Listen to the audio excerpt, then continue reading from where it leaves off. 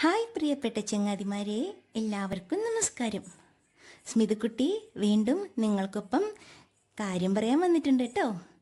എല്ലാവരും മഴയും തണുപ്പും ഒക്കെ ആയിട്ട് തണുത്ത മൂടിൽ വീട്ടിൽ ഒതുങ്ങിക്കൂടിയിരിക്കുമായിരിക്കും അല്ലേ? ഇവിടെയൊക്കെ നല്ല മഴയാ.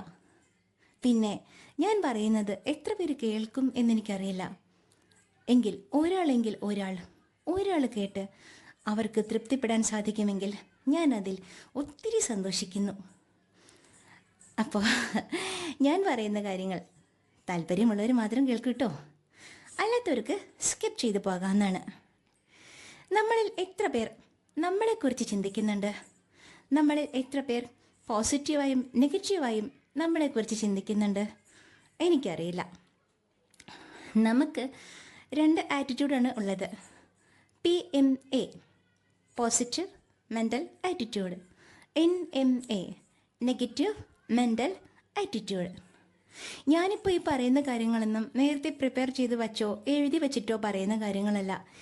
ഇപ്പോൾ ഈ സംസാരിക്കുന്ന ഫ്ലോയിൽ എൻ്റെ മനസ്സിൽ എന്തൊക്കെ വരുന്നു അതൊക്കെയാണ് നിങ്ങളോട് സംസാരിക്കുന്നത്. എന്നാൽ സംസാരിക്കാൻ തുടങ്ങിയത് എങ്ങനെ എന്ന് വെച്ചാൽ എന്തൊക്കെ കുറച്ച് കാര്യങ്ങൾ നിങ്ങളോട് പറയണമെന്ന് തോന്നി. അതുകൊണ്ടാണ് ഞാനിപ്പോൾ ഈ വീഡിയോ ചെയ്യാനായിട്ട് ഉദ്ദേശിക്കുന്നത്. ഇപ്പോൾ വീഡിയോ അല്ല, വോയിസ് റെക്കോർഡിംഗ് ആണ്. ശ്യാമേട്ടൻ്റെ കയ്യിൽ കൊടുത്തിട്ട് വേണം ഇത് വീഡിയോ ആക്കാൻ. അപ്പോൾ ഞാൻ ആലോചിച്ചു എന്ത് പറയാമെന്ന്. ഞാൻ ചിന്തിച്ച ഒറ്റ കാര്യം മാത്രമേ ഉള്ളൂ. പറഞ്ഞു തുടങ്ങുമ്പോൾ ആ ഒരു ഫ്ലോയിൽ കുറച്ച് കാര്യങ്ങൾ മനസ്സിൽ വരുമല്ലോ, അങ്ങനെ പറയുക, അത്ര തന്നെ. അപ്പോൾ ഞാൻ പറഞ്ഞു തുടങ്ങട്ടെ. Positive mental attitude, negative mental attitude, അതിനെക്കുറിച്ച് വിശദീകരിക്കാം. എത്ര പേർക്ക് അറിയാം എന്നെനിക്കറിയില്ല. ഇപ്പോൾ നമ്മളൊരു പ്രോഗ്രാം കണ്ടക്ട് ചെയ്യുന്നു. 100 പേരെ പ്രതീക്ഷിച്ചു കൊണ്ടാണ് ഒരു പ്രോഗ്രാം കണ്ടക്ട് ചെയ്യുന്നത്. 50 പേര് മാത്രമേ വന്നിട്ടുള്ളൂ, അല്ലെങ്കിൽ 60 പേര് മാത്രമേ വന്നിട്ടുള്ളൂ. കുറച്ച് ആൾക്കാർ എന്താ ചിന്തിക്കും, 100 പേരെ പ്രതീക്ഷിതാ, നാശം, ആകെ 50 പേരെ എത്തിയിട്ടുള്ളൂ, എന്താ അപ്പം ചെയ്യുക, വേണ്ടായിരുന്നു. This is negative mental attitude. എന്നാലോ 50 എങ്കിൽ 50 പേര് വന്നിട്ടുണ്ടല്ലോ, നമുക്ക് ഈ 50 പേരെ വെച്ചിട്ട് അടിച്ച് പൊളിക്കാം. വരാത്തവർക്ക് ഈ പ്രോഗ്രാം വലിയൊരു നഷ്ടമായിരിക്കും. വരാത്തവർ വരണ്ട, നമുക്കുള്ളവർ മതി. ഇങ്ങനെ ചിന്തിച്ചാൽ അതാണ് പോസിറ്റീവ് മെൻ്റൽ ആറ്റിറ്റ്യൂഡ്. നിങ്ങളെല്ലാവരും പോസിറ്റീവ് മെൻ്റൽ ആറ്റിറ്റ്യൂഡിൽ ചിന്തിക്കാൻ തയ്യാറാകുമല്ലോ അല്ലേ? എൻ്റെ കാര്യം പറയാം. ഞാൻ എപ്പോഴും പോസിറ്റീവായി ചിന്തിക്കാൻ ഇഷ്ടപ്പെടുന്ന വ്യക്തിയാണ്. നെഗറ്റീവായി ഞാൻ ചിന്തിച്ചിരുന്നെങ്കിലുണ്ടല്ലോ ഈ പരുവത്തിലൊന്നും ഞാൻ എത്തിപ്പെടില്ലായിരുന്നു. എൻ്റെ കുട്ടിക്കാലം മുതലേ ഞാൻ കേൾക്കുന്നൊരു കാര്യം, അതിനെ അങ്ങോട്ടെങ്ങാനും പിടിച്ച് മാറ്റിയെടുത്ത്, അതിന് കണ്ണും കാണില്ല, അതിനെ കൊണ്ടൊന്നും പറ്റുകയില്ല. ഒരു 4 വയസ്സ് തൊട്ടൊക്കെ എനിക്ക് ഓർമ്മയുണ്ട് ഇങ്ങനെ കേൾക്കുന്നത്. അപ്പോൾ എൻ്റെ സിബ്ലിങ്സ് ആകട്ടെ, കസിൻസ് ആകട്ടെ, എല്ലാവരും കളിക്കാനൊക്കെ പോകും, അങ്ങോട്ടും ഇങ്ങോട്ടും ഒക്കെ. ഫ്രണ്ട്സിൻ്റെ കൂടെയൊക്കെ പോകും, നൈബേഴ്സിൻ്റെ കുട്ടികളുടെ കൂടെയൊക്കെ പോകും, അങ്ങനെ കളിക്കാൻ പോകും. കളിക്കാൻ പോകുന്ന സമയത്ത് ഞാൻ ഒരിടത്ത് ഇങ്ങനെ മാറിയിരിക്കും. ചിലപ്പോൾ അവരുടെ ശബ്ദം കേട്ട് തപ്പിപ്പിടിച്ച് ഞാനും അവിടെയൊക്കെ എത്തും. അങ്ങനെ എത്തുന്ന സാഹചര്യത്തിൽ എൻ്റെ ചേച്ചിയോട് പറയും, സീന നീ അവളെ അങ്ങോട്ടും ഇങ്ങനെ മാറ്റിയിരുത്ത്, അതിന് കണ്ണ് കാണില്ല. അപ്പോൾ ചേച്ചി പറയും, മോളിങ്ങോട്ട് ഇങ്ങനെ വാ, മാറ്റിയിരുത്താം, അവിടെ ഇരിക്കുന്നൊക്കെ പറയും. പക്ഷേ എൻ്റെ കൂടെ എൻ്റെ ഒപ്പം നടന്നൊരു കളിക്കൂട്ടുകാരൻ എനിക്കുണ്ടായിരുന്നു, എൻ്റെ മണിക്കുട്ടൻ. എനിക്കൊരിക്കലും അവനെ മറക്കാൻ പറ്റില്ല. 4 വയസ്സ് വരെ ഉണ്ടായിരുന്നുള്ളൂ. അത് കഴിഞ്ഞ് കോളറ വന്നതിനെ തുടർന്ന് അവൻ പോയി. അവൻ എങ്ങനെയെന്ന് വെച്ചാൽ അവൻ 4 വയസ്സിൻ്റെ പക്വതയല്ലായിരുന്നു. അവൻ്റെ അമ്മ ഞങ്ങളുടെ അയലത്തുകാരി സുമംഗലയൊക്കെ ആയിരുന്നു. സുമംഗലയൊക്കെ പറഞ്ഞു കൊടുത്തിട്ടുണ്ടായിരുന്നു, മക്കളെ മോളമ്മയ്ക്ക് ഉവ്വാവാണ് കേട്ടോ, മോളമ്മയെ പിടിച്ചുകൊണ്ട് എടുക്കണേ, മോളമ്മയ്ക്ക് വയ്യാത്തതാ. അപ്പോൾ സ്മിത എന്നൊന്നും ആർക്കും തിരിയത്തില്ലാത്തവരൊക്കെ മോളമ്മയെന്നാണ് ആ സമയത്ത് വിളിച്ചുകൊണ്ടിരുന്നത്. അപ്പോൾ അവൻ കുഞ്ഞു ശബ്ദത്തിൽ കുഞ്ചി പറയും, മോളമ്മേ പയ്യെ നടക്കണേ, തട്ടി വീയല്ലേ, മുറിയും ചോര വരും, ഇങ്ങനെയൊക്കെ പറയുമായിരുന്നു. അപ്പോൾ എന്നെ പിടിച്ചുകൊണ്ട് നടക്കും. ഞാൻ ഇരുന്നാൽ അവൻ എൻ്റെ അടുത്ത് ഇരുന്നിട്ട് എനിക്ക് പറ്റുന്ന തരത്തിലുള്ള കളിയെ കളിക്കൂ. ഇങ്ങനെ ചിരട്ടയിലൊക്കെ മണ്ണ് വാരിക്കൊണ്ട് തരും, പിന്നെ ചോറെന്ന് പറഞ്ഞിട്ട് പിന്നെ കുറേ ഇലകളൊക്കെ പിച്ചിട്ട് കറികളാക്കി കൊണ്ട് തരും.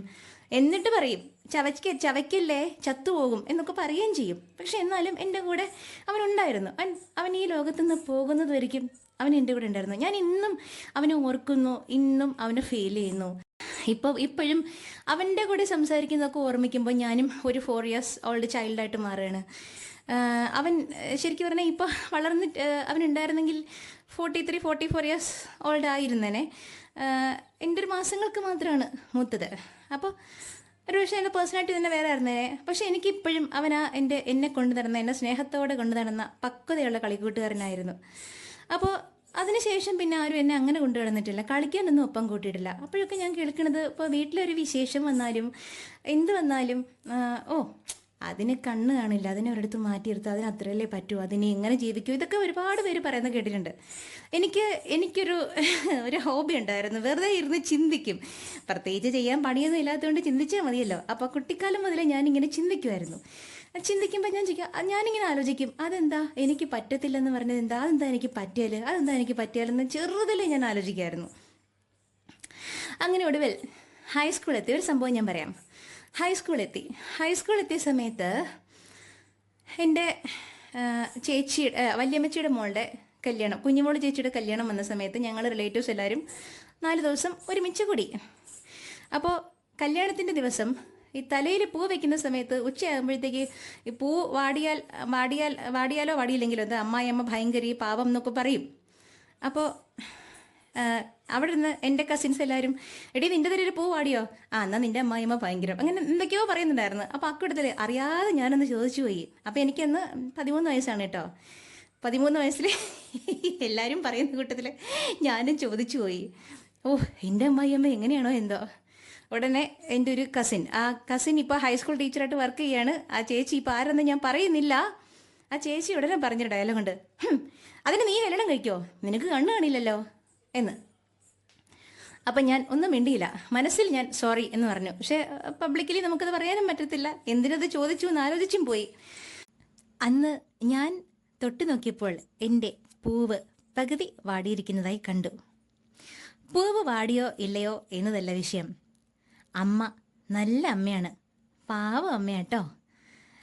ഏട്ടൻ എന്തെങ്കിലും ആവശ്യങ്ങൾക്കൊക്കെ നാട്ടിലേക്ക് പോകുമ്പോൾ എനിക്ക് വേണ്ടി അമ്മ മാങ്ങ ഉപ്പിലിട്ടതും ലൂബിക്കാച്ചാറും നാരങ്ങാച്ചാറും പുളിയിഞ്ചിയും സ്നാക്സും എല്ലാം കൊടുത്തയക്കും. അവിടെ ഇപ്പം ചക്ക സീസണാണല്ലോ, അടുത്ത ആഴ്ച ഏട്ടൻ നാട്ടിലേക്ക് പോകുന്നുണ്ട്. അപ്പോൾ അമ്മ എനിക്ക് വേണ്ടി ചക്ക വറുത്ത് വെച്ചിട്ടുണ്ട്, മാങ്ങ ഉപ്പിലിട്ട് വെച്ചിട്ടുണ്ട്, എന്തോ അച്ചാറിട്ട് വെച്ചിട്ടുണ്ട്. അതുകൂടാതെ സ്പെഷ്യൽ സ്നാക്സും കാണും. എന്നും രാത്രി ഏകദേശം 1 മണിക്കൂർ അടുപ്പിച്ച് ഞാനും അമ്മയും സംസാരിക്കാറുണ്ട്. അന്നത്തെ ഒരു ദിവസത്തെ വിശേഷങ്ങൾ മുഴുവനും ആ ഒരു ഫോൺ കോളിൽ ഞാൻ പറയും. ഒരു കൊച്ചുകുട്ടി പറയുന്നതെല്ലാം കേൾക്കുന്ന ലാഘവത്തോടെ അമ്മ എല്ലാം കേൾക്കും, മറുപടി പറയും, ആസ്വദിക്കും, ചിരിക്കും, അങ്ങനെ. പിന്നെ ഇടയ്ക്കിടയ്ക്ക് ഞാൻ ശ്യാമേട്ടന് അമ്മയുടെ നിന്ന് വഴക്കൊക്കെ വാങ്ങിച്ചു കൊടുക്കാറുണ്ട് കേട്ടോ. ശ്യാമേട്ടന് എവിടെയെങ്കിലുമൊക്കെ പോയിട്ട് ലേറ്റായിട്ട് വന്ന് ഭക്ഷണം കഴിക്കാനിരുന്നാലോ ടാബ്ലറ്റ് മുടക്കിയാലോ ഒക്കെ ഞാൻ അമ്മയോട് പറഞ്ഞു കൊടുക്കും. അപ്പോൾ ചെറിയ രീതിയിൽ അമ്മ വഴക്ക് കൊടുക്കും. അപ്പോൾ ഞാനൊന്നും പറഞ്ഞില്ലെന്നുമായി, എന്നാൽ ഏട്ടന് വഴക്ക് കിട്ടിയതുമായി. അമ്മ സ്നേഹത്തോടെയാണ് പറയുന്നത് കേട്ടോ. അങ്ങനെ പിന്നെ ഏട്ടൻ നാട്ടിലേക്ക് പോകുന്നു എന്ന് കാണുമ്പോൾ തന്നെ എനിക്ക് ആവശ്യമുള്ളതെല്ലാം ഞാൻ ചോദിക്കും.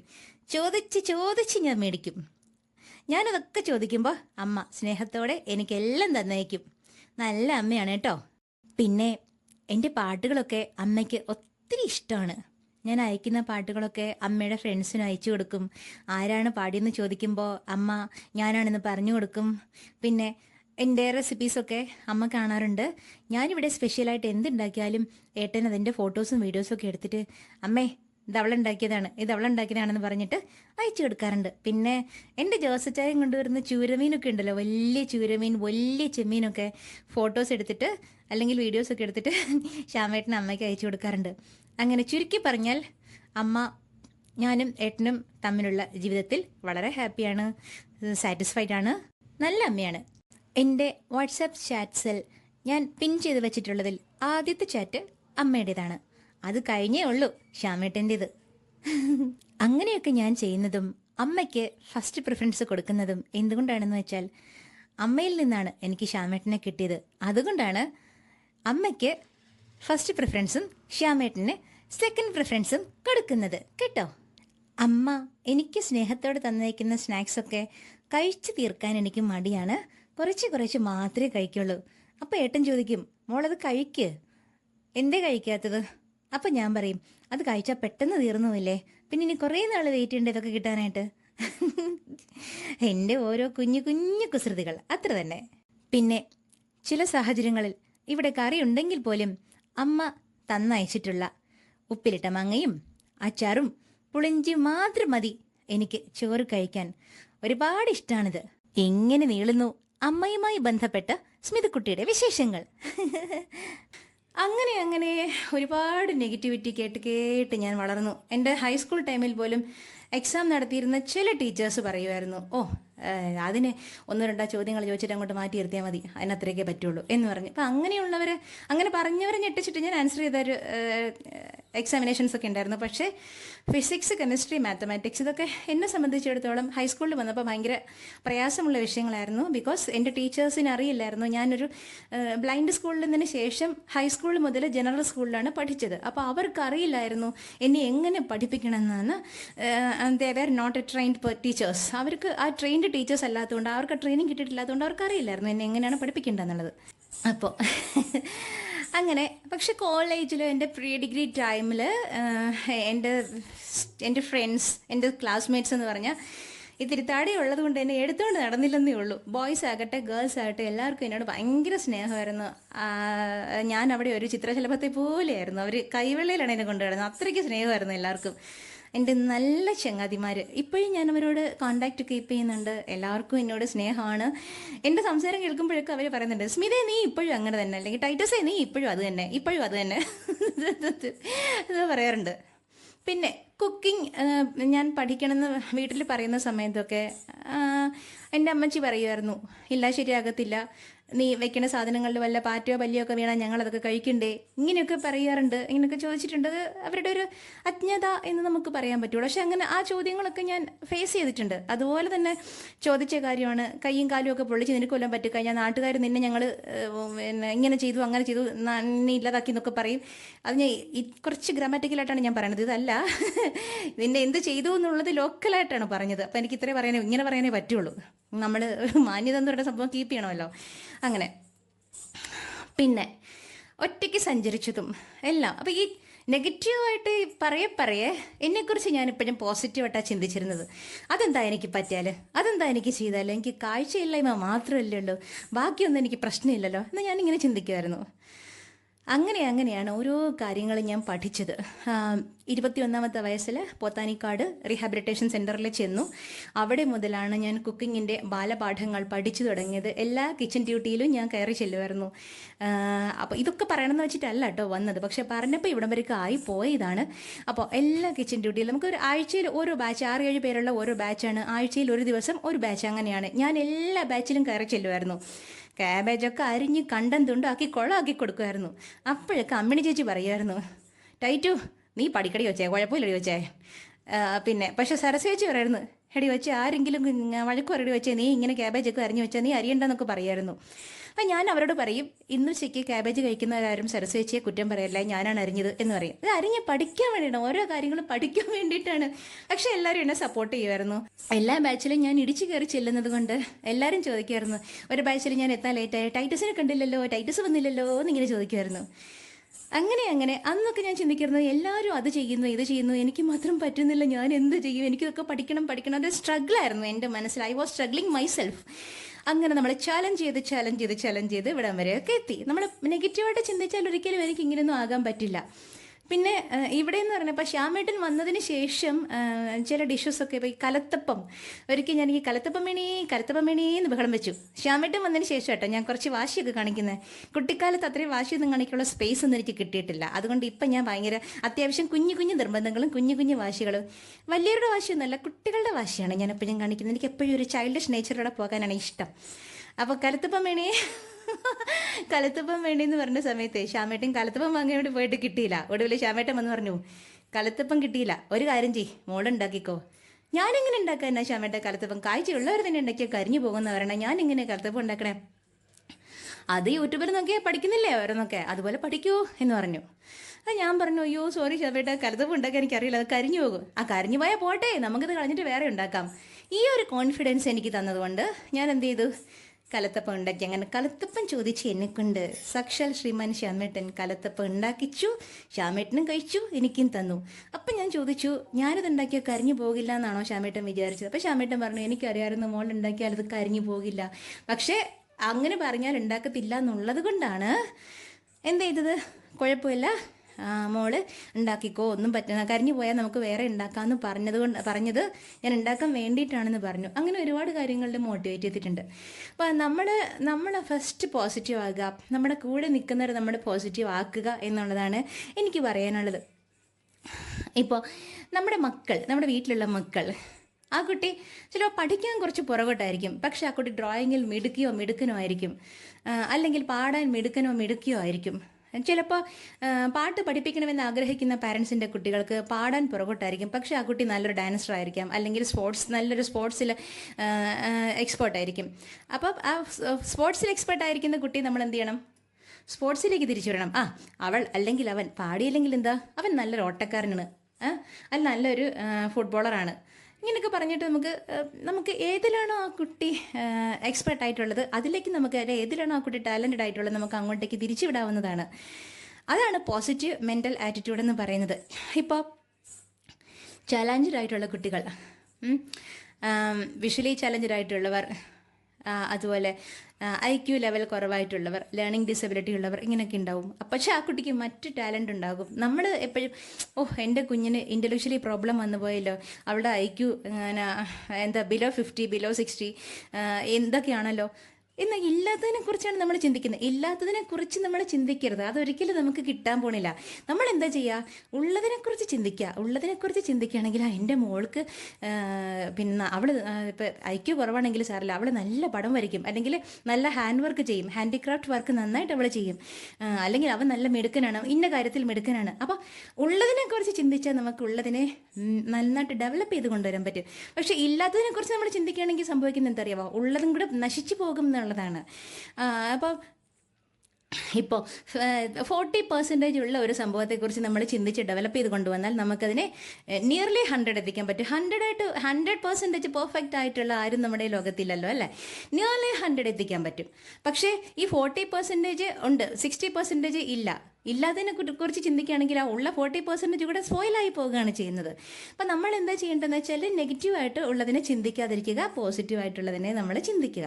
അപ്പം ഞാനിങ്ങനെ എന്തുകൊണ്ടാണ് പറയുന്നത്, അപ്പം നമ്മളൊരു കാര്യം ചെയ്താൽ മാത്രമേ നമുക്കത് മറ്റുള്ളവരെ അത് വെച്ച് മോട്ടിവേറ്റ് ചെയ്യാൻ പറ്റൂ. എന്നെ സംബന്ധിച്ചിടത്തോളം ഞാൻ എപ്പോഴും പോസിറ്റീവായിട്ട് തിങ്ക് ചെയ്യുന്നതുകൊണ്ട് എനിക്ക് എല്ലാവരും ഈ ഒരു കാര്യത്തിൽ മോട്ടിവേറ്റ് ചെയ്യാൻ പറ്റും. പിന്നെ ചലഞ്ചഡ് ആയിട്ടുള്ള കുട്ടികളുടെ പാരൻസ് ഒരുപാട് പേര് സങ്കടപ്പെടുന്നവരുണ്ടാവും. അതും കൂടെ പറ്റാത്ത, അതായത് ഒന്നും ചെയ്യാൻ പറ്റാത്ത കുട്ടികളുണ്ടല്ലോ, പ്രൊഫൗണ്ട് കേസിലുള്ള കുട്ടികളുണ്ടാകും, സിവിയർ പ്രോബ്ലംസ് ഉള്ള അല്ലെങ്കിൽ പ്രൊഫൗണ്ട് കേസിലുള്ള കുട്ടികളുണ്ടാകും. മൈൽഡ് ആണെങ്കിൽ നമുക്ക് എങ്ങനെയെങ്കിലുമൊക്കെ അഡ്ജസ്റ്റ് ചെയ്യാൻ പറ്റും. പക്ഷേ പ്രൊഫൗണ്ട് കേസിലുള്ളവർ, അപ്പം നമുക്ക് എന്ത് ചെയ്യാൻ പറ്റും? ഒന്നും ചെയ്യാൻ പറ്റാത്ത സാഹചര്യം വരുമ്പോഴത്തേക്ക് നമ്മൾ ചിന്തിക്കേണ്ടത്, ആ കുട്ടി നമ്മുടെ പെറ്റാണെന്ന് വിചാരിക്കുക. പെറ്റ്സിനെ വാങ്ങുന്നവരൊക്കെ ഉണ്ടല്ലോ, 1 ലക്ഷം 2 ലക്ഷം കൊടുത്ത് പെറ്റ്സിനെ വാങ്ങിയിട്ട് കേജൊക്കെ പണിഞ്ഞിട്ട് നല്ല നല്ല ഫുഡൊക്കെ കൊടുത്ത് ടാബ്ലറ്റ്സ് ഒക്കെ കൊടുത്തിട്ട് ഭയങ്കരമായിട്ട് കെയർ ചെയ്യുന്നവരുണ്ടല്ലോ. അപ്പം നമുക്കൊരു കുട്ടി അങ്ങനെയാണ് കിട്ടുന്നതെങ്കിൽ നമ്മൾ എന്ത് ചെയ്യണം? ആ കുട്ടിയെ നമ്മൾ അതുപോലെ കെയർ ചെയ്യുക. ഹീ ഈസ് മൈ പെറ്റ് അല്ലെങ്കിൽ ഷീ ഈസ് മൈ പെറ്റ് എന്ന് ചിന്തിക്കാം. നമുക്കൊരു പെറ്റിനെ കിട്ടി എന്ന് വിചാരിക്കാം, മനുഷ്യനായ ഒരു പെറ്റിനെ നമുക്ക് കിട്ടി, ആ കുട്ടിയെ നമ്മൾ കെയർ ചെയ്യുന്നു, പെറ്റായിട്ട് തന്നെ കെയർ ചെയ്യുന്നു. അതിനോട് ചെന്ന് എപ്പോഴും മൈ പെറ്റ് എന്ന് പറഞ്ഞ ആ കുട്ടിയെ നമുക്ക് തലോടാം, താലോലിക്കാം, എന്തും ചെയ്യാം. അതിനൊന്നും നമ്മൾ ആർക്കും പൈസ കൊടുക്കേണ്ട കാര്യമില്ല, നമുക്ക് മെൻ്റലി റിലാക്സ് ചെയ്യാൻ പറ്റും. അങ്ങനെ പിന്നെ ഇതൊന്നും ചെയ്യാൻ പറ്റാത്ത ചിലപ്പോൾ 2-3 കുട്ടികളുടെ കാര്യം നോക്കേണ്ടവരുണ്ടാവും. ഒരു കുട്ടി ഇങ്ങനെ ആയി പോയി എന്ന് പറഞ്ഞാൽ അവർക്ക് നമുക്ക് ആ കുട്ടിയെ എവിടെയെങ്കിലും കൊണ്ട് ഷെൽട്ടർ ചെയ്യാമെന്നാണ്. അതൊരിക്കലും ഒരു തെറ്റല്ല. നമ്മുടെ കുട്ടിയെ നമുക്ക് കെയർ ചെയ്യാൻ പറ്റാത്ത സാഹചര്യം വന്നു കഴിഞ്ഞാൽ നമുക്കതിനെ എവിടെയെങ്കിലും കൊണ്ട് ഷെൽട്ടർ ചെയ്യാം. ആ കുട്ടിയെ വീക്കിലി 2 ഓർ വീക്കിലി 1 നമുക്ക് ആ കുട്ടിയെ പോയി കാണാമെന്നാണ്. Is she neat, is he okay എന്നൊക്കെ മനസ്സിലാക്കാൻ വേണ്ടി നമുക്ക് അവരെ അങ്ങനെ കാണാവുന്നതാണ്, കുട്ടിയെ പോയി നോക്കാവുന്നതാണ്. ഇപ്പോൾ പക്ഷേ ചുറ്റുവട്ടത്തുള്ളവർ നമ്മളെ പലതും പറയും, കുഞ്ഞിനെ വേണ്ടാതെ കൊണ്ടിട്ടിട്ട് കളഞ്ഞിട്ട് നടക്കണമെന്നൊക്കെ പറഞ്ഞിട്ട്. കാരണം എനിക്കൊരു പ്രോബ്ലം എങ്ങനെയാണെന്ന് കണ്ടപ്പോൾ 5 years ഓൾഡിൽ സ്കൂളിൽ കൊണ്ടാക്കിയ സമയത്ത് എൻ്റെ അമ്മച്ചിയെ കണ്ടിട്ട്, അമ്മച്ചിയുടെ കൂടെ ഇരുന്ന് ഒരു ബെഞ്ചിലിരുന്ന് പഠിച്ച കൂട്ടുകാരി പറഞ്ഞിട്ടുണ്ട്, ഏതോ ഒരു കല്യാണത്തിന് വെച്ച് കണ്ടപ്പോൾ, കണ്ണ് കാണാത്തൊരു കുട്ടിയെ കൊണ്ട് കളഞ്ഞിട്ട് അവളെ നടക്കണു ഒരുങ്ങി കെട്ടി എന്ന് പറഞ്ഞു. അന്ന് അമ്മച്ചിക്ക് ഒരുപാട് സങ്കടമുണ്ടായി. പക്ഷേ ഈ പറഞ്ഞവരുടെ കുട്ടികളൊന്നും എവിടെയും എത്തിയിട്ടില്ല എന്നുള്ളതാണ്. എന്ന് വെച്ചാൽ എഡ്യൂക്കേറ്റഡ് അല്ല, അവരവരുടെ രീതിയിൽ ജീവിക്കുന്നു, ചെറിയ ചെറിയ പണികളൊക്കെ ചെയ്ത് ജീവിക്കുന്നു. പക്ഷേ എന്നെപ്പോലെ സംസാരിക്കാനോ എന്നെപ്പോലെ ആകാനോ അവരെ കൊണ്ട്, ആ കുട്ടികളെ കൊണ്ട് പറ്റിയിട്ടില്ല. ഇവർ എന്നെ അമ്മച്ചി ക്രിട്ടിസൈസ് ചെയ്ത സമയം മതിയായിരുന്നു ആ കുട്ടികൾക്ക് വേണ്ട കോച്ചിങ് കൊടുക്കാൻ, അല്ലെങ്കിൽ അവരെ ഡെവലപ്പ് ചെയ്ത് കൊണ്ടുവരാൻ. അതവർ ചെയ്തിട്ടില്ല. ഇന്നത്തെ കാലത്തും ഇങ്ങനെ പറയുന്ന കുറേ ആൾക്കാരുണ്ട്, കുട്ടികളെ കൊണ്ട് കളഞ്ഞിട്ട് നടക്കണു എന്നിട്ട്. നമ്മൾ കുറച്ച് വേദന അനുഭവിക്കേണ്ടി വരും, പക്ഷേ ഒരുപാട് വേദന അനുഭവിക്കുന്ന സാഹചര്യങ്ങൾ ഫേസ് ചെയ്ത് അതിനെ മറികടന്ന് വന്നാൽ മാത്രമേ നമുക്ക് ഒരുപാട് സന്തോഷം കിട്ടുകയുള്ളൂ, അല്ലേ? പെയിൻഫുൾ അല്ലാത്ത ഒരു സാഹചര്യവും നമുക്ക് ഉണ്ടാവാറില്ല. എല്ലാത്തിനകത്തും എവിടെയെങ്കിലുമൊക്കെ പെയിൻഫുള്ളായിട്ട് നമുക്ക് ഒരുപാട് വേദനാജനകമായിട്ടുള്ള കാര്യങ്ങളൊക്കെ ഉണ്ടാകും. അത് ഏത് ഒരു നമ്മുടെ വർക്കിംഗ് പ്ലേസിലായാലും, ഒഫീഷ്യലി ആണെങ്കിലും, എങ്ങനെയായാലും, പേഴ്സണലി ആണെങ്കിലും നമുക്ക് എവിടെയെങ്കിലുമൊക്കെ ഇങ്ങനെ പേഴ്സണലി നമുക്ക് വളരെ പെയിൻഫുള്ളായിട്ടുള്ള സിറ്റുവേഷൻസൊക്കെ നമുക്ക് ഫേസ് ചെയ്യേണ്ടി വരും. We have to overcome that. അങ്ങനെയാണെങ്കിൽ നമുക്ക് ഒരുപാട് നല്ല നല്ല തലങ്ങളിലേക്ക് എത്തിപ്പെടാൻ സാധിക്കും എന്നാണ് എനിക്ക് പറയാനുള്ളത്. ഇപ്പോൾ ഞാൻ ഈ പറയുന്ന കാര്യങ്ങൾ തന്നെ എനിക്കറിയില്ല എത്ര പേര് കേൾക്കുമെന്ന് എനിക്കറിയില്ല, പക്ഷെ ഒരാളെങ്കിലും കേൾക്കാതിരിക്കില്ല. ആ കേൾക്കുന്ന ആൾ ഇതുകൊണ്ട് തൃപ്തിപ്പെടുമെന്ന് ഞാൻ വിശ്വസിക്കുന്നു.